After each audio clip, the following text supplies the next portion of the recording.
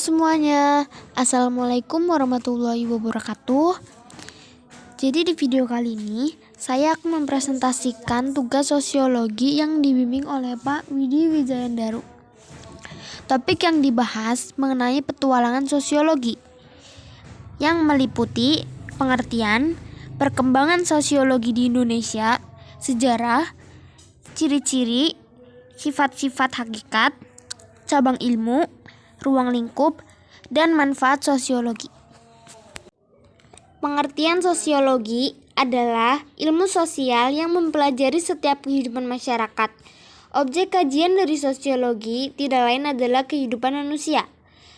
Kata sosiologi berasal dari bahasa Yunani yang terdiri dari kata sosius yang artinya masyarakat dan logus yang artinya ilmu.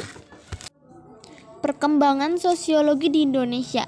Sosiologi di Indonesia telah dimulai dalam waktu yang lama.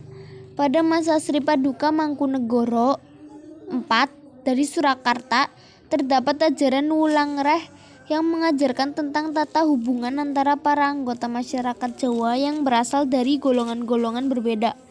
Dalam ajaran tersebut, terdapat banyak aspek sosiologi, khususnya pada bidang hubungan antar golongan.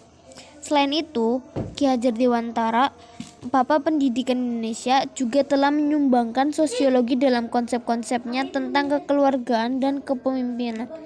Praktik dari ajaran ini diterapkan dalam organisasi pendidikan taman siswa. Kemudian, sejarah sosiologi. Sosiologi lahir di Eropa pada abad ke-19 yang dilatar belakangi oleh peristiwa revolusi industri di Inggris dan revolusi Prancis. Istilah sosiologi diperkenalkan filsuf Auguste Comte yang kelak menjadi bapak sosiologi. Auguste Comte hidup di masa revolusi Prancis dan periode Napoleon. Lalu ada ciri-ciri sosiologi. Ciri-ciri yang pertama ada sosiologi bersifat empiris. Sosiologi didapat dari sebuah penelitian dan observasi berdasarkan kenyataan yang didapat diuji secara ilmiah. Artinya, sosiologi tidak bersifat spekulatif, mengira-ngira suatu kebenaran. Ciri-ciri yang kedua ada sosiologi bersifat teoritis atau abstraksi. Sosiologi adalah ilmu yang dibangun menjadi sebuah teori, kemudian disusun secara logis yang bertujuan untuk mencari sebab akibat dari suatu fenomena sosial di masyarakat. Ciri-ciri yang ketiga, ada sosiologi bersifat kumulatif. Disusun berdasarkan teori-teori yang sudah ada sebelumnya. Sosiologi bersifat dinamis, yang berkembang dari teori yang sudah ada. Teori tersebut kemudian akan dikritisi, diperbaiki agar bisa lebih relevan sesuai dengan adanya perkembangan zaman.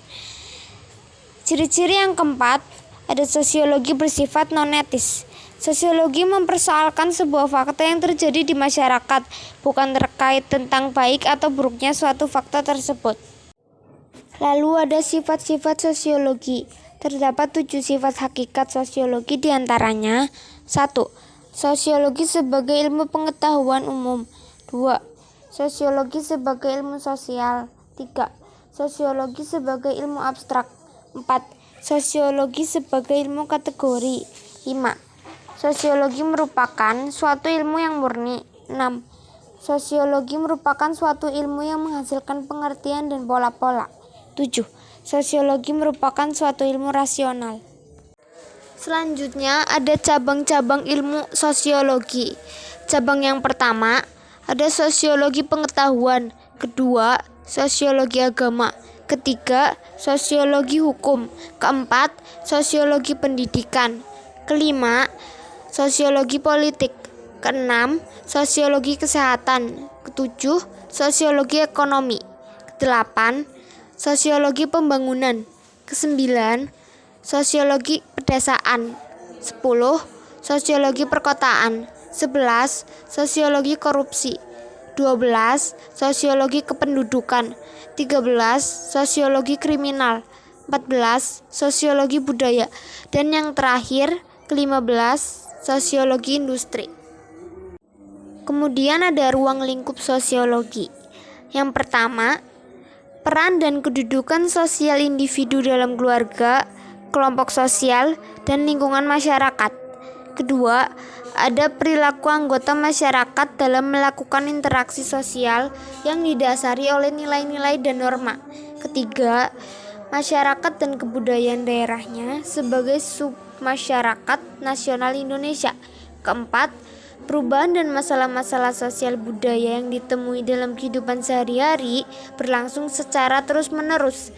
Hal tersebut dapat disebabkan oleh faktor-faktor eksternal dan internal. Selanjutnya, ada manfaat mempelajari sosiologi. Manfaat yang pertama, membantu seseorang agar lebih peka dan peduli terhadap permasalahan sosial yang terjadi. Kedua, menjadikan seseorang agar sadar terhadap keharmonisan masyarakat lingkungan sosialnya. Ketiga, membantu seseorang untuk memperbaiki cara berkomunikasi dan berinteraksi dengan orang lain.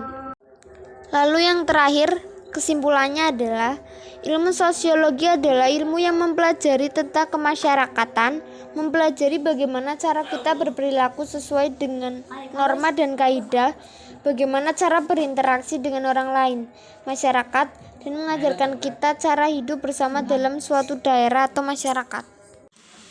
Terima kasih. Wassalamualaikum warahmatullahi wabarakatuh.